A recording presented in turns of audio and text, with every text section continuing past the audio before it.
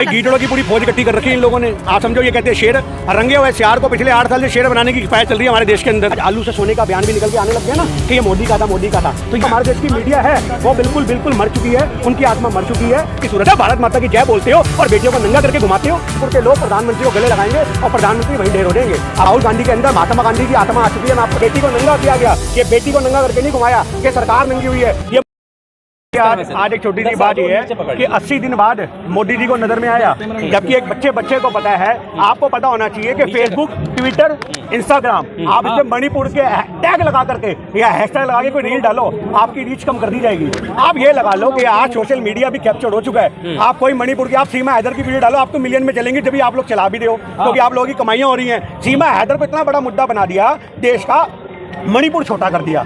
जहाँ पे लाशें जल रही हैं मणिपुर में, उसको छोटा कर दिया। 80 दिन से प्रधानमंत्री मौन बैठे थे और अब आंसू आ रहे हैं। अरे ये कौन सा प्रधानमंत्री है जो कहता है मेरे आंसू पोंछो, मैं रो रहा हूँ, मैं तकलीफ में हूँ। अरे 80 दिन से मणिपुर के लोग रो रहे हैं। प्रधानमंत्री को चाहिए कि उनके बीच में जाता, उनके आंसू पोंछता, वहाँ का मुद्दा शांत करता। आपको पता होना चाहिए कि वहाँ के जो फौज के सिपाही हैं, वहाँ पे सेना के जो लोग हैं, उनके सामने बहन बेटियों की इज्जत लूटी जा रही है। आज देश की सेना पे भी सवाल खड़े होते हैं कि आप लोग भी नौकरी के लिए इतनी चूड़ियां पहन के बैठ गए। पर आज आपको पता होना चाहिए कि हमारे सेना के सिपाहियों का ये कहना है कि हमें ऑर्डर नहीं मिलते। अरे तो आज हमारे देश के अंदर मणिपुर जल रहा है, सरकार सोई हुई है, सरकार मर चुकी है। और जो सही मायने में वो बेटी को नंगा किया गया, ये को नंगा किया गया, ये बेटी को नंगा करके नहीं घुमाया, ये सरकार नंगी हुई है। ये मोदी सरकार को नंगा करके घुमाया गया है। ये जो राम राज्य की बात करते हैं, ये उसका सही मायने में उखाड़ हुआ है कि तुम राम राज्य ऐसा होगा क्या? ये 2024 में राम राज्य की बात करते हैं, ऐसा होगा राम राज्य क्या बहन बेटियों को नंगा करके घुमाया जाएगा? आज हमारे देश की ये सूरत बन चुकी है कि कोई भी अत्याचार होता है, लोग खामोश रहते हैं, लोग टारगेट करते हैं। अगर हम मणिपुर की बात करते हैं तो लोग कांग्रेस वाले को छत्तीसगढ़ याद दिलाते हैं, राजस्थान याद दिलाते हैं, ममता को बंगाल याद दिलाते हैं। ये हमारे देश की गंदी राजनीति हो चुकी है कि अगर आपके खिलाफ कोई आवाज उठाएगा तो आप दूसरे राज्यों का जिक्र करोगे।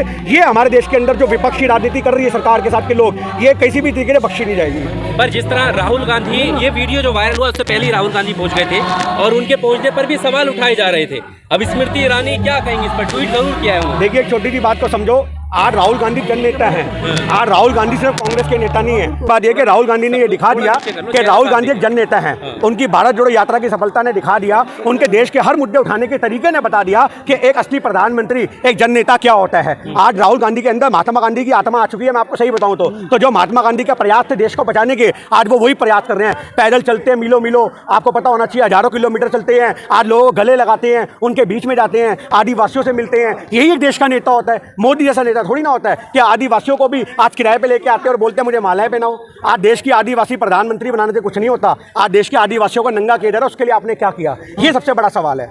प्रधानमंत्री भी तो लोगों से मिल रहे हो तो विदेश तक जा। देखिए मैं आपको बताता हूँ, ये विदेश ही जा सकते हैं, ये अपने देश में जूते पड़ने के हालात हैं। आज ये मणिपुर चले गए, लापता के पोस्टर लगे हुए हैं। आपको पता होना चाहिए थोड़े दिन पहले एक वीडियो आई है जिसके अंदर वहां पे लोग अपने रेडियो तोड़ रहे हैं, कह रहे ये तेरी मन की बात, और रेडियो के ऊपर लाते मार के बोल रहे ये रहा प्रधानमंत्री। आप समझो, तो जिस लोगों के अंदर इतना एक सही मायने में गुस्सा है, अगर प्रधानमंत्री उनके सामने पहुंच गया तो ये वही वाली बात होगी कि धृतराष्ट्र ने मना किया था ना, धृतराष्ट्र को श्री कृष्ण ने कि भीम का पुतला भेज दो, भीम को मत भेजो। जब धृतराष्ट्र ने भीम के पुतले को गले लगाया तो पुतला चूर चूर हो गया था। ऐसी मणिपुर के लोग प्रधानमंत्री को गले लगाएंगे और प्रधानमंत्री वहीं ढेर हो जाएंगे। आपको बता दूं इतने गुस्से में है वहाँ की बहन बेटियां, इसलिए ये वहाँ पे जाना नहीं चाहते। इनको पता है कि लोगों का गुस्सा मेरे को झेलना पड़ेगा। आज प्रधानमंत्री की दाढ़ी के बाल नोच लेंगे वहाँ के बच्चा, क्योंकि मणिपुर में जो हिंसा हो रही है, आपको पता है नालियों में लाशें सड़ रही हैं। यार कोई मजाक हो गया? नालियों में लाशें सड़ रही हैं, अकड़ चुकी हैं जैसे कुत्ते बिल्ली मरे पड़े होती हैं, वो हाल हो चुका है। आज बेटियों को फौजियों के सामने गोली मारी जा रही है। आप समझो, मैं आपको वीडियो दूंगा, आप लोग लगाना। बहन बेटियों को गोली मारी जा रही है फौजियों की बंदूक लेके, इज्जत लूटी जा रही है। 19 साल के भाई के सामने 21 साल की बहन का रेप नंगा करके घुमाया जा रहा है, प्राइवेट पार्ट को टच किया जा रहा है। और ये लोकतंत्र है, ये विश्वगुरु है। अगर ऐसा विश्वगुरु है, जिस विश्वगुरु के राज में बहन बेटे नंगी घुमाई जाती हैं, तो थू है ऐसे विश्वगुरु पे? आप समझो इस बात को। ये भारत की सूरत है क्या? ये भारत की सूरत है। भारत माता की जय बोलते हो और बेटियों को नंगा करके घुमाते हो। ये भारत माता है, ये भी तो भारत माता का हिस्सा है। ये बहन बेटियां, आप समझो इस बात को। आप बहन बेटियों की आवाज नहीं बन सकते, आप कुछ नहीं कर सकते। आज मीडिया की बात की जाए तो मीडिया को कोई फर्क नहीं पड़ता। आज सबसे बड़ी बात यह है कि हमारे देश की मीडिया नंगी हो चुकी है। आज आपको बता रहा हूं मैं, जो ये बेटियां नंगी हुई हैं, सही माने में देश के सामने एक सूरत नंगी हुई है कि पिछले 8 साल से देश में चल के आ रहा है। आज पिछले 8 साल से यही हो रहा है, देश को नंगा किया जा रहा है, पर उसको मीडिया ढकने का काम करती है। और आज भी मीडिया ने यही किया, मणिपुर की घटना को ढकने के लिए सीमा हैदर को सेलिब्रिटी बना दिया। आप समझो, एक पाकिस्तान से आई औरत को सेलिब्रिटी बना दिया, जो अपने खत्म की नहीं हुई वो इसकी होगी। आप समझो। और सचिन मीना से भी मेरा सवाल है कि अगर तेरे को मुसलमान इतने प्यारे हैं तो और जिन अनभक्तों को लग रहा है भाभी आइए तो इस्लाम कबूलो और मुसलमानों के दरवाजे पे चौखटे मारो, जाके सर मारो उनके बापों के आगे कि ससुर जी आपकी बेटी चाहिए, कबूलो इस्लाम और जाके मुसलमानियाँ ले अपने घरों में। कौन रोक रहा है? मुसलमानियों में स्वाद दिखता है, जहर आई है, उसका सगा साला वो बोल रहा है देवर जहर आई है, भाभी तो जहर है तो खा के मर जाओ पूरा परिवार सालो। अगर जहर आई है तो बम आई है, बम आई है, वो फटेगी तो पूरा हिंदुस्तान भुगतेगा, ऐसी बम आई है वो जासूस के रूप में। तो आप समझो कि ये हमारे देश की सूरत बन चुकी है कि इनको मुसलमानियों में जहर दिख रहा है, बम दिख रहा है, कत्ल दिख रहा है। ये अंधभक्तों का हाल है। मतलब आज 80 करोड़ की आबादी, 80% की आबादी हिंदुओं की है, मतलब हिंदुओं के अंदर तुम्हें जहर नहीं दिखता। आप समझो इतनी बड़ी बड़ी हीरोइनें हैं, क्या वो सारी बम नहीं है, जहर नहीं है, तुम्हें कुछ नहीं दिखता। तुम्हें आज तीनों हैदर में जाएंगे, 4 बच्चों की अम्मा में तुम्हें जहर नजर आ रहा है। तो आज ये हमारे देश के अंदर मुद्दा है कि मीडिया जो अपने धर्म के परिवर्तन करा करके ये 2024 की तैयारी कर रही है, उसने अगर हिंदू और जय श्री राम बोल देगी तो वो हिंदू हो गई। तो ये हमारे देश का एक गंदा माहौल बन चुका है कि सीमा हैदर को जान के इतना उठाया जा रहा है कि मणिपुर को दबाया जाए। गोदी मीडिया जिस तरह से दिखा रहा है, अभी सवाल ये भी सुरक्षा को लेकर क्या नहीं होना चाहिए कि जांच एजेंसियां इन सब चीज़ों पर भी रोक लगाएं जो गोदी मीडिया दिखाना चाह रहा है? देखिए गोदी मीडिया तो नकली मीडिया है, मैं आपको बता दूं। जांच एजेंसियों के ऊपर तो सवाल उसी दिन खड़े हो गए तो सीमा हैदर यहाँ पे आई। आप समझो आज सीमा हैदर ने पोल खोल दी कि पुलवामा कैसे हुआ। आज ये अब लोगों को पूछने की जरूरत नहीं पुलवामा कैसे हुआ, ये सीमा हैदर ने बयान कर दिया कि जब मेरे जैसी औरत आ सकती है 4 बच्चों को लेकर के तुम्हारे देश की सीमा में, तो आप सोचो कि आतंकवादी तो सिर्फ 1.5 सियाने होते हैं, तो वो कितने तरीके से आएंगे किसी को पता भी नहीं लगेगा। तो ये हमारे देश की एक नेशनल सिक्योरिटी पर सवाल खड़े करते हैं बहुत सारे। और नेपाल जो हमारा जिनसे भाईचारा है उनसे भी हमारा सवाल है कि नेपालियों ने कैसे आने दिया। पर देश की बेटी से ज़्यादा ये जो 2 बेटियां उनसे ज़्यादा ये बेटी कैसे हो गई, पाकिस्तानी है, ये कैसे प्यारी हो गई? देखिए मैं आपको बताता रहा हूँ, ये 2024 के इलेक्शन की तैयारी है। मैं आपको बोलता रहा हूँ उन अंधभक्तों के आप मैसेज तो पढ़ो, कमेंट तो पढ़ो। मतलब हम रील बनाते हैं सीमा हैदर ने ये किया, सीमा हैदर ने वो किया, हमें कहते चुप कर बे खालिस्तानी, चुप कर बे खालिस्तानी, हमारी भाभी है वो। वाह भाई वाह, बड़े पकौड़े पकवान बना के खिला दिए उसने, तुम्हारी भाभी है। सचिन मीना का बुरा हाल कर रखा है, वो कुछ बोलता है मुंह पे हाथ रखती है। कल तो आपने रिपब्लिक भारत में वीडियो देखी कि मुंह पे झापड़ तक मार दिया, अभी झापड़ मार रहा है, थोड़े दिन बाद उसके बच्चों की पोटी ऐसे करके धोता नजर आएगा। ये हाल है तेरा सचिन मीना, यही औकात है। और आपको बता दूं पिछले इतने दिन से इसके साथ में है ना ये सचिन मीना, और वो ही जानते होंगे अंदर के राज। ऐसे उंगली नहीं रखने दी होगी उसने, ऐसे उंगली भी उसे नौकर बना के रखेगी। उसको जो हिंदुस्तान की सीमा में घुसना था उसको पता था कोई फुद्दू सा आदमी ढूंढूं, और ये सचिन मीना फुद्दू मिला, इसका सहारा लेके वो यहाँ पे आ गई। अगर अब थोड़े दिन में सरकार रहमो करम में उसको नागरिकता देगी तो इसके भी लात पड़ेगी। उसके बाद वो दोबारा पबजी बोलेगी, खेलेगी, कहेगी मुझे अमेरिका भी पसंद है। ये हाल होने वाला है हमारे देश का। अच्छा मणिपुर के मुद्दे पे वापस आते हैं। वहाँ पर राहुल गांधी जी को मतलब वहाँ पे जाने की परमिशन नहीं मिली, ना ही स्वाति मालीवाल को मिली। आप इसे किस तरह से देखते हैं? देखिए आज राहुल गांधी एक नेशनल लीडर है। आज सही माने में इंटरनेशनल लेवल पे उनकी खबरें जाती हैं कि अगर राहुल गांधी वहाँ पे जाते तो इनको पता है कि बहुत सारे तरीकों से वो चीज़ हाईलाइट होती, पर वो गए क्योंकि वो जननेता हैं। स्वाति मालीवाल का आपने बोला आज महिला से जुड़ी हुई वो एक संगठन चलाती हैं। तो आज सही मायने में ये काम तो सरकार को होना चाहिए कि आज तुम्हारे राज्यों में तुम्हारी सरकार उनके मुख्यमंत्री क्या बोलते हैं, ऐसी तो और भी घट रहे हैं, इसके लिए क्या रोना?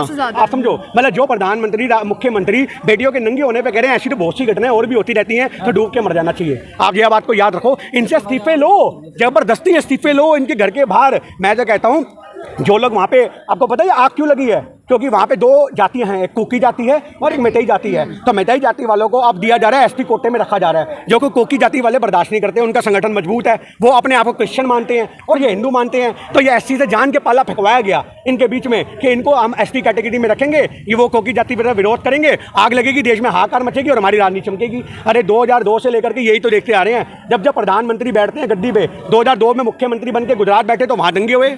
आज हिंदुस्तान की गद्दी में बैठे हैं तो आपके सामने पूरी नंगा अवस्था है।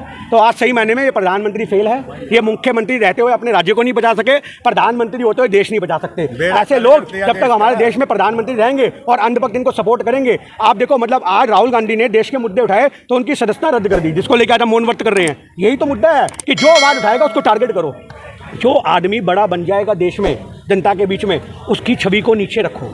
आज आलू से सोने का बयान भी निकल के आने लग गया ना कि ये मोदी का था, मोदी का था। तो यही सबसे बड़ी हकीकत है। आप समझो रोस्ट करने वाले लोग कहा जा रहा है कि इसकी जड़ में मणिपुर में जो हिंसा हो रही है इसकी जड़ में आरक्षण है और आरक्षण को खत्म करने का वक्त है। देखिए मैं एक ही बात मानता हूँ, आरक्षण जातीय आधार पे होना ही नहीं चाहिए। आप समझो आरक्षण सिर्फ और सिर्फ आर्थिक आधार पे होना चाहिए, क्योंकि जातीय आधार पे आरक्षण का कोई मतलब नहीं बनता। मैं अपना इंडिविजुअल ये मत दे रहा हूँ, क्योंकि आज आप समझो कितने आज आदिवासी समाज के, कितने आज जो हैं छोटी समाज के जाति के जो लोग हैं आज बड़े बड़े अफसर बन के बैठे हैं। एक जमाने में उनके लिए चेंज किया गया था, पर आज के टाइम में जो लोग गांव देहात में रह चुके पिछड़े हुए उनको आरक्षण दो। आज आरक्षण जो है वो सही मायने में लिमिटेड होना चाहिए, लोगों को छांट के होना चाहिए, कौन इसके लिए डिजर्व करता है कौन नहीं करता। मतलब हम जनरल कैटेगरी के हैं, हमारे 70% आएंगे हम कॉलेज नहीं जा सकते, आप समझो।